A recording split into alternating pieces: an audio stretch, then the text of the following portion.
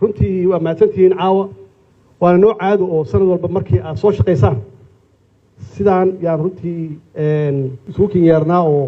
idiin sharafnaa oo shaqada qabateen iyo wanaagga qabateen yaan u xusnaa insha Allah sanadka soo socdan intaan in ka badan inaad qaban doontaan yaan rajeynayaa